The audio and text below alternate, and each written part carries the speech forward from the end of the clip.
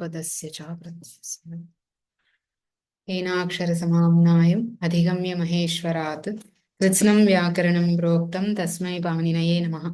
वाक्यकारं वररुचिं भाष्यकारं पतञ्जलिं पाणिनिं सूत्रकारं च प्रणतोऽस्मि मुनित्रयम्। मुनित्रयं नमस्कृत्य तदुक्तिः परिभाव्य च वैयाकरणसिद्धान्तकौमुदीयं विरच्यते। ఇదుదుపదస్య చ ప్రత్యయస్యలో మనం చివరలో ఉన్నాం వ్యాఖ్యానంలో.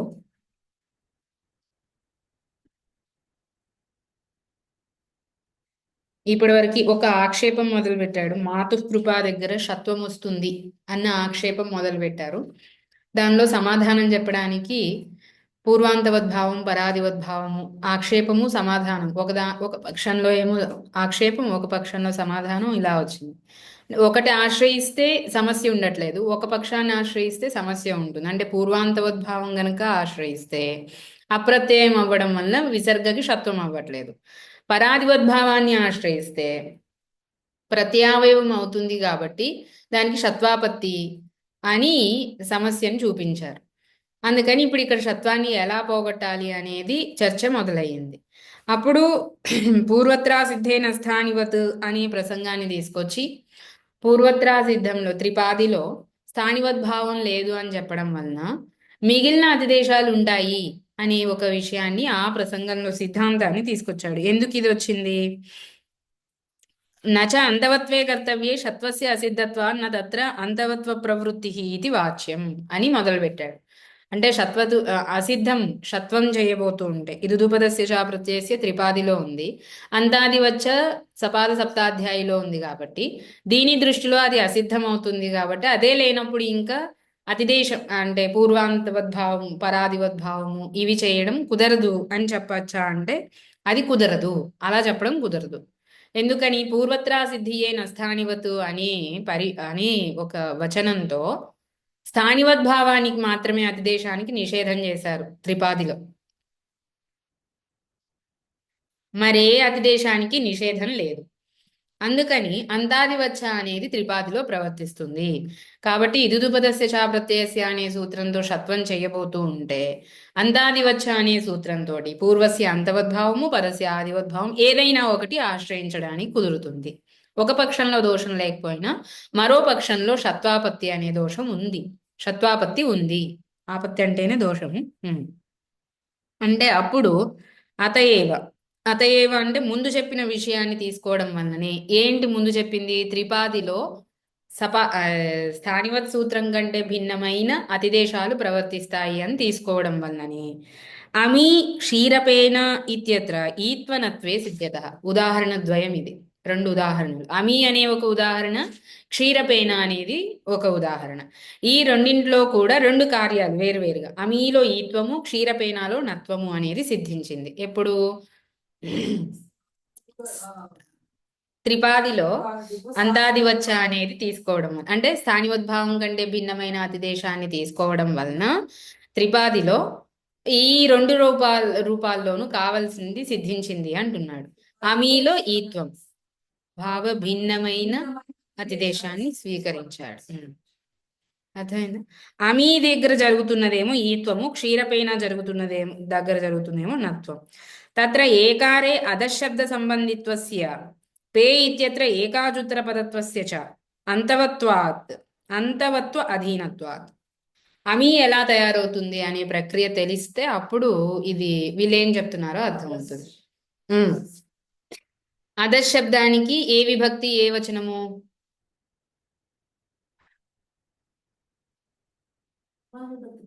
ప్రథమా విభక్తి బహువచనం అమీ.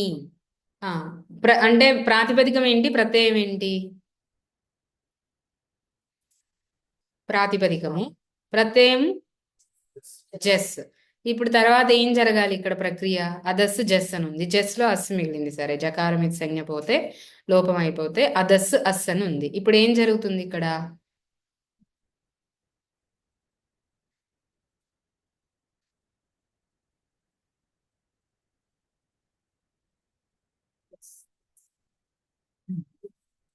అదస్సు సకారానికి త్యదాదీనామహ అనే సూత్రంతో అకారాదేశం జరుగుతుంది.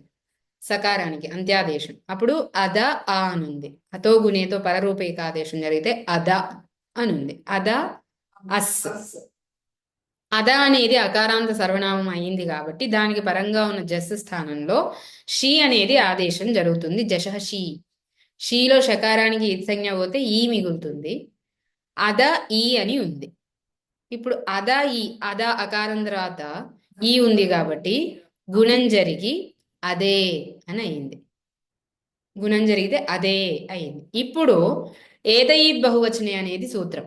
అదసోసే దాదు దోమః తర్వాత ఏతయిద్ బహువచనే.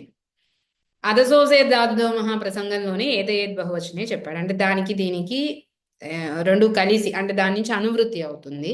అధశబ్దంలో దకారానికి మకారము అసంతమైన అంటే శాంతం కాని అధశబ్ద దకారానికి మకారము, దాని తరువాత ఉన్న బహువచన ప్రత్యయానికి ఈత్వం అవుతుంది, ఏకారానికి ఈత్వం అవుతుంది అని చెప్తాడు. అర్థమైందా? అధశబ్దంలోని దకారానికి మకారము, దాని తర్వాత బహువచన ఏత్వానికి ఈత్వం అవుతుంది అని అని చెప్తాడు. ఏతయీత్ బహువచనే. అర్థమైందా? ఇప్పుడు అదే అని ఉన్నప్పుడు అధశబ్దం ఇది శాంతంగా లేదు, సకారానికి అకారాదేశం చేసేసరికి అసంతమైంది, అంటే అశాంతమైంది, సకారాంతం కానిదైంది. ఇప్పుడు దకారం తర్వాత ఉన్న ఈకారానికి అంటే ఆ తర్వాత ఉన్న దకారం తర్వాత ఆ తర్వాత ఈ రెండింటికి గుణం జరిగితే ఏ అయింది. ఈ పరిస్థితిలో ఇది ఏకారం, బహువచన ఏకారం. దా అనేది అధశబ్ద దకారం, దీనికి మకారం, ఏకారానికి ఈకారం చేస్తే అమీ అయిందనమాట. అర్థమైందా? అయితే ఇప్పుడు ఇక్కడ ఏం చెప్తున్నాడు అంటే ఏకారే అధశబ్ద సంబంధిత్వస్య. ఎలాంటి ఏకారానికి ఈత్వము? అధశబ్ద సంబంధి అయిన ఏకారానికి ఈత్వం అన్నాడు. అదే అన్న దానిలో ఏకారము ఎక్కడి నుంచి వచ్చింది? అది గుణం ఏ రెండింటికి జరిగింది? అకారానికి తర్వాత ఉన్న ఈకారానికి, ఈ రెండింటికి గుణం జరిగి ఏకారం అయింది కదా. ఈ ఏకారం ఏకాదేశం. ఇందులో కాస్త ప్రకృతి అంశము కాస్త ప్రత్యయాంశం ఉంది. అవునా? ఇప్పుడు అధశబ్ద సంబంధి అయిన ఏకారానికి ఈత్వం అన్నాడు అంటే అది ఎప్పుడు కుదురుతుంది? ఏకారము అధశబ్ద సంబంధి అని తీసుకోవాలి అంటే ఎప్పుడు? పూర్వస్య అంతవద్భావం తీసుకుంటే అది దాని సంబంధి అయిన ఏకారము అనేది చెప్పడం కుదురుతుంది కదా. ఇప్పుడు ఈ ఏతయిద్ బహువచనే అనే సూత్రము త్రిపాదిలో ఉంది. సూత్ర సంఖ్య చూడాలి మనం. అధసోసే దాదు దోమః కానీ ఏతయిద్ బహువచనే కానీ ఏదైనా చూడొచ్చు. ఏతయిద్ బహువచనేనే చూద్దాం ఒక్కసారి.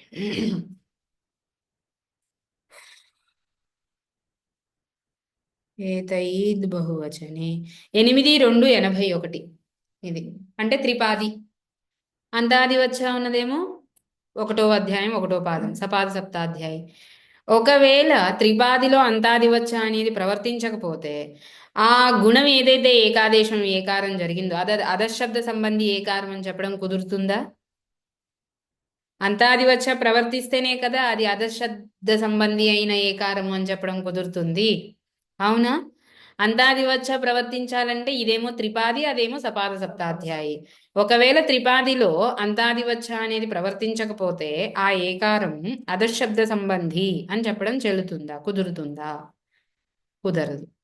అలాంటప్పుడు ఏతయిద్ బహువచనే వస్తుందా? రాదు. అప్పుడు అమీ అనేది అవుతుందా? అవ్వదు. కానీ ఇది అయ్యింది. మళ్ళీ ఇటు నుంచి వస్తా.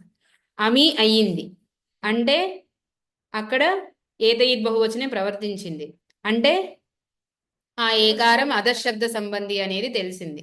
అంటే అంతాది వచ్చ అనేది త్రిపాదిలో ప్రవర్తించింది. అదే అదే విషయం. అదే అతయేవ నుంచి మొదలు పెట్టాడు కదా.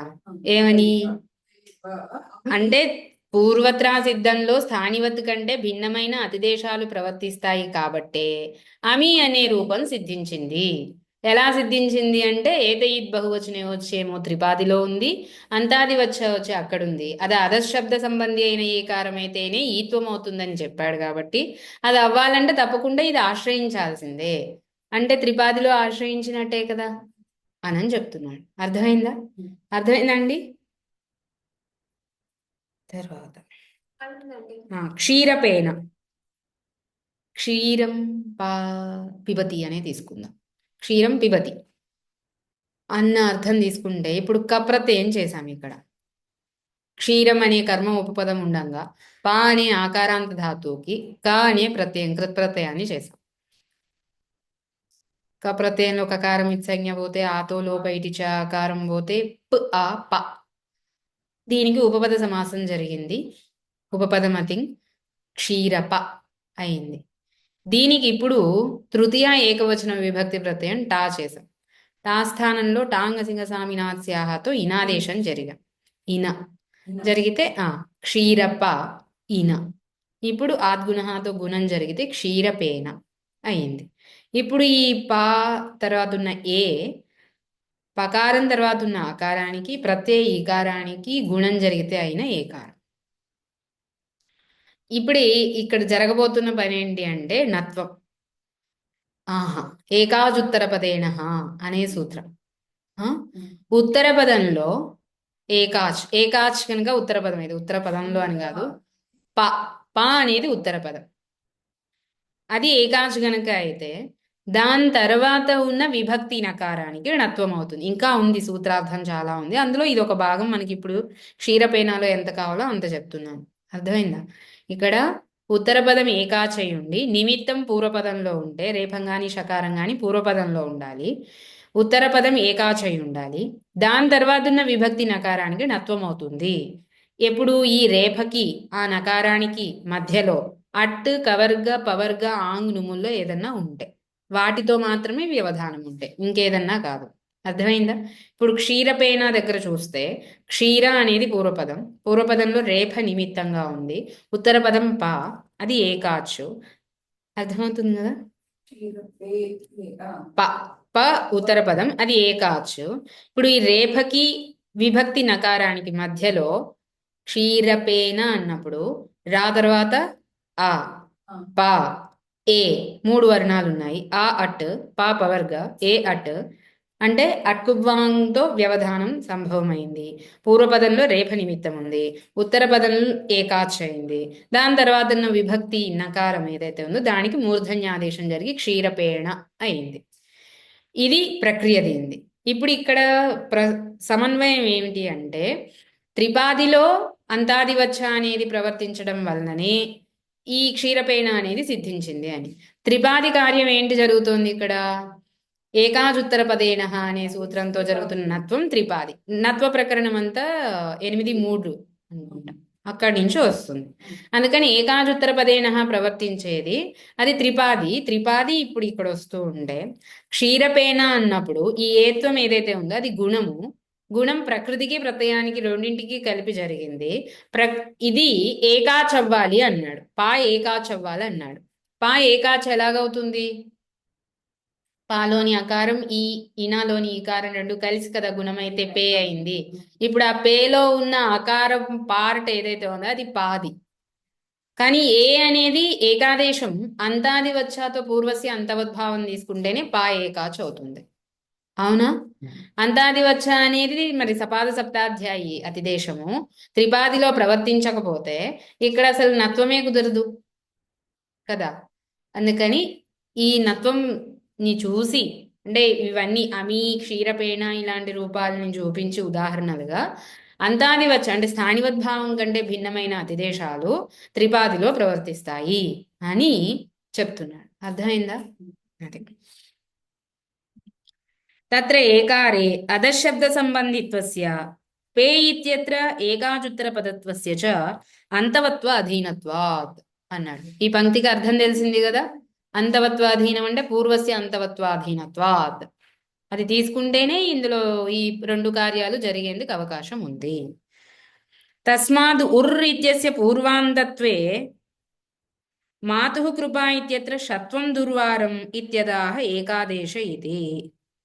ఉర్ ఇత్యస్య పూర్వాంతత్వే మాతుః కృపా ఇత్యత్ర షత్వం దుర్వారం ఇత్యదాహ ఏకాదేశ.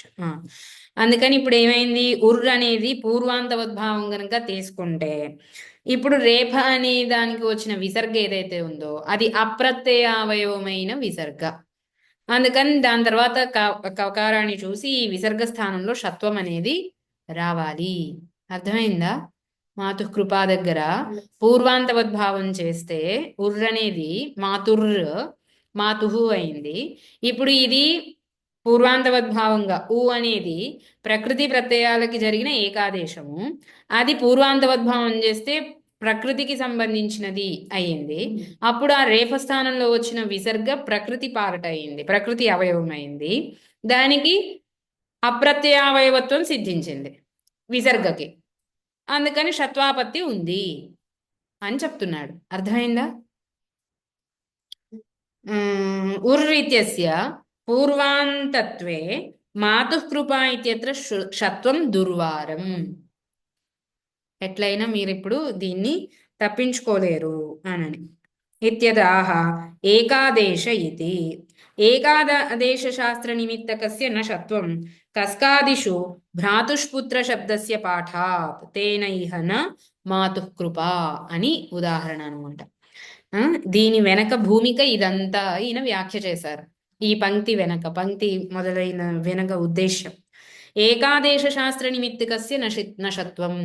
ఇప్పుడు మాతుః కృపా దగ్గర ఉర్ అనేదైతే ఉందో అది మాతృలోని రికారానికి ngస్లోని అకారానికి జరిగింది. మాతృలోని రికారానికి అస్లోని అకారానికి రెండింటికి అనేది ఏకాదేశం అయింది రుత ఉత్ అనే సూత్రంతో. ఈ ఏకాదేశం ఏదైతే ఉందో అది నషత్వం, ఏకాదేశ శాస్త్ర నిమిత్తకస్య నషత్వం అన్నాడు. ఇది సిద్ధాంతం. మాతుర్ రేపస్థానంలో వస్తున్న విసర్గ ఏదైతే ఉందో ఇది అప్రత్యయావయమైన విసర్గాన్ని సిద్ధించింది కాబట్టి షత్వాపత్తి ఉంది. దీన్ని ఎలా వారిస్తున్నాడు? ఇది ఏకాదేశ శాస్త్ర నిమిత్తకమైనది. ఈ విసర్గ ఉకారోపధంగా ఎప్పుడైంది? ఏకాదేశం అయి ఉకారం వచ్చిన తర్వాతే ఉకారోపధం అయింది. అవునా? మాతుహు అన్నప్పుడు విసర్గకు ముందు ఉకారం ఉంది, అందుకని ఇది ఉదుపద అయిన విసర్గ అయింది. అవునా? ఉదుపద అయిన విసర్గ ఎప్పుడైంది? రికార అకార స్థానంలో ఉకార ఏకాదేశం చేసినప్పుడే అయింది. అవును కదా? అంటే ఈ ఉకార ఏకాదేశం చేసినప్పుడు ఇది ఉదుపద అయింది. అది నిమిత్తంగా ఉంది ఈ విసర్గ షత్వం అవ్వడానికి. ఆ నిమిత్తాన్ని ఇక్కడ తీసుకోవడం చెల్లదు. ఏకాదేశం వలన వచ్చిన ఏకాదేశ శాస్త్ర నిమిత్తమైన దగ్గర ఏకాదేశ శాస్త్ర నిమిత్తకస్య నషత్వం అన్నాడు. అర్థమైందా? ఏకాదేశ శాస్త్ర సంపన్న రేపస్థానికత్వేన విసర్గస్య ఏకాదేశ శాస్త్ర నిమిత్తకత్వం ఇది భావః. అది ఏకాదేశ శాస్త్ర నిమిత్తకత్వం అంటే ఏంటి? ఇది బహువ్రీ. ఏమని చెప్తున్నాడు? ఏకాదేశ శాస్త్ర సంపన్న రేపస్థానికత్వేన విసర్గస్య ఏకాదేశ శాస్త్ర నిమిత్తకత్వం ఇది భావ. అని ఏకాదేశం చేయడం వలన వచ్చిన రేఫ స్థానంలో వచ్చిన విసర్గ అవ్వడం వలన ఇది ఏకాదేశ శాస్త్ర నిమిత్తకమైన విసర్గము. దానికి షత్వం చేయడం కుదరదు అని చెప్తున్నాడు. భ్రాతుష్పుత్ర ఇది. ఈ కస్కాది అనేది ఒక గణం. కస్కాదిశుచ అని తర్వాత వస్తుంది. ఆ గణంలో కొన్ని సకార సహితంగా విసర్గకి సకారాదేశ సహితమైనవి, విసర్గకి షకారాదేశ సహితమైనవి శబ్దాలు పఠించడం జరిగింది. అవి శకంధ్వాది గణం, ఇది కస్కాది గణం. ఆ గణము ఏమో పరరూపానికి చెప్పేది, టీకి పరరూప ఏకాదేశం చేసేది. ఇదేమో సత్వషత్వ అని చెప్పేది విసర్గ. అర్థమైందా? అందులో కస్కాది గణంలో భ్రాతుష్పుత్ర అనే శబ్దాన్ని చదివారు. భ్రాతుష్పుత్రలో భ్రాతుహు పుత్ర అనున్నప్పుడు ఈ విసర్గ ముందు ఉకారం ఎలాగూ ఉంది. పూర్వాంతవద్భావంతో రేఫ స్థానంలో వచ్చిన విసర్గ అప్రత్యావయవమే అవుతుంది. అలాంటప్పుడు షత్వం ఇదుదుపదస్య చ అనే దానితోటి సిద్ధిస్తూ ఉంటే గణంలో దాన్ని మళ్ళీ విశేషంగా చెప్పాల్సిన అవసరం ఏముంది? లేదు కదా. వస్తుంది కదా, ఇదుదుపదస్య చ అనే దానితో వస్తూ ఉంటే విశేషంగా మళ్ళీ గణాన్ని మొదలుపెట్టి గణాన్ని మొదలుపెట్టడానికి వేరే ప్రయోజనాలు, ఆ గణంలో ఈ శబ్దం చెప్పాల్సిన అవసరం లేదు.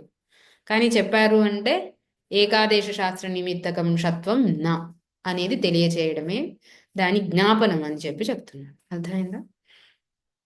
భ్రాతుష్పుత్ర ఏకాదేశ శాస్త్ర నిమిత్తకస్యాపి విసర్గస్య షత్వ ప్రవృత్తౌ భ్రాతుష్పుత్ర శబ్దస్య పాఠ వ్యర్థ స్యాత్. అర్థమైందా? కస్కాదిషు చ ఇది షత్వార్థో హి తత్ర పాఠ. కస్కాది గణంలో ఎందుకు చెప్పాడు అంటే సత్వషత్వాలను సాధించడం కోసం చెప్పాడు. షత్వస్య చ అనేనైవ సిద్ధౌ. అనేన అంటే ఇదుదుపదస్య చ. ఎందుకు దీంతో సిద్ధిస్తుంది? ఉదుపదత్వం ఉంది విసర్గకి, మరి అది అప్రత్యయావయవం కూడా అయింది పూర్వాంతవద్భావంతో సిద్ధిస్తూ ఉన్నప్పుడు మరి అది ఎందుకు మళ్ళీ అందులో చెప్పడం వృధా కదా. కింతేన ఇది భావ అని ఈ ఈ విషయాన్ని మాతృకృప అనే విషయాన్ని దీంతో ముగించారు. తర్వాత ఇక్కడ ముహుసహ ప్రతిషేధ ముహుకామ వార్తికం ఇది, దాని వ్యాఖ్య చెప్తున్నాడు. ముహుసహ షత్వస్య ఇది శేష, ముహుసహ షత్వస్య ప్రతిషేధ అని అన్నమాట. సంపూర్ణ వార్తికం అలా ఉంది. ప్రతిషేధ ముహుస్ అనేది శాంతం అవ్యయం. దీనికి సకారానికి రుత్వం విసర్గ చేస్తే ముహుహు అని తయారవుతుంది. ఇది ఉదుపదగా ఉన్న అప్రత్యయమైన విసర్గ. ఇప్పుడు ముహుక్కామ అన్నప్పుడు విసర్గ ముందు ఉకారము ఉంది, ఈ విసర్గ ప్రత్యయావయవము కాదు, దీని తర్వాత కకారం ఉంది కాబట్టి ఇదుదుపదస్య చతో షత్వం ప్రాప్తిస్తూ ఉంటే దానికి ప్రతిషేధం చెప్పాలి, నిషేధం చెప్పాలి అని వార్తికం మొదలైంది. అర్థమైందా? పుం ముహుసోః ప్రతిషేధో వక్తవ్యః ఇది భాష్యే పఠితం. తత్ర పుం గ్రహణం అనువాదమాత్రం సంపుంకానాం సో వక్తవ్యః ఇత్యనేన గతార్థత్వాత్. అయితే ఈ వార్తికాలన్నింటినీ ఎక్కడి నుంచి తీసుకొని ఈయన వ్యాఖ్య చేస్తున్నాడు? భాష్యంలో అక్కడక్కడ ఉన్న వార్తికాలని తీసుకొచ్చి ప్రక్రియని అనుసరించి వ్యాఖ్య చేస్తున్నాడు కదా.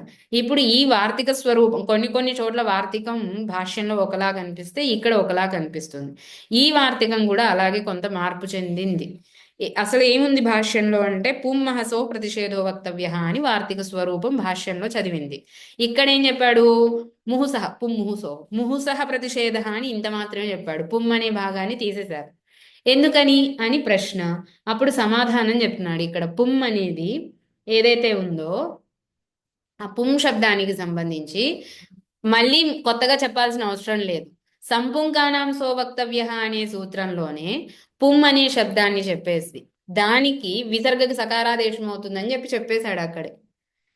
అందుకని దాని సకారాదేశం అవుతుందంటే షత్వం అవట్లేదు. పుంస్కో కిలహ ఉదాహరణ చెప్తారు.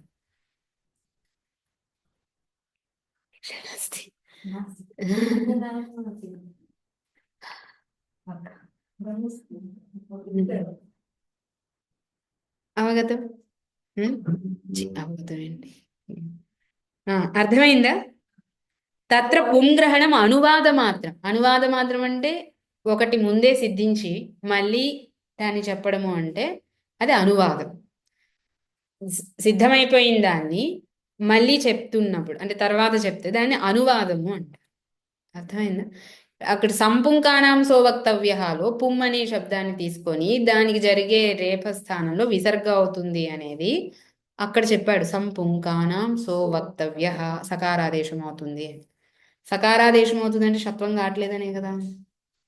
ఇప్పుడు ప్రతిషేధో వక్తవ్య అనే దానిలో మళ్ళీ పుం శబ్దాన్ని చెప్పాల్సిన అవసరం ఉందా? అందుకని అది చెప్పారు అంటే మరి ఎందుకు అంటే అనువాదం. ముందు సిద్ధించిందని మళ్ళీ ఇక్కడ చెప్పడం అనువాదం అనేది చెప్పాడు. అర్థమైందా? దీంతో ఈ సూత్రం పూర్తయింది. మాతృకృప దగ్గర అవ్వలేదు. ఎందుకు అవ్వలేదంటే ఏకాదేశ శాస్త్ర నిమిత్తమైన చోట షత్వం అనేది రాదు. అది సిద్ధాంతం. తర్వాత తిరసోన్యతరస్యాం అనేది ఇది మళ్ళీ మనం రేపు చదువు. మునిత్రయం నమస్కృత్య తదుక్తి పరిభావ్య చ వైయాకరణ సిద్ధాంత కౌముదీయం విరచ్యతే.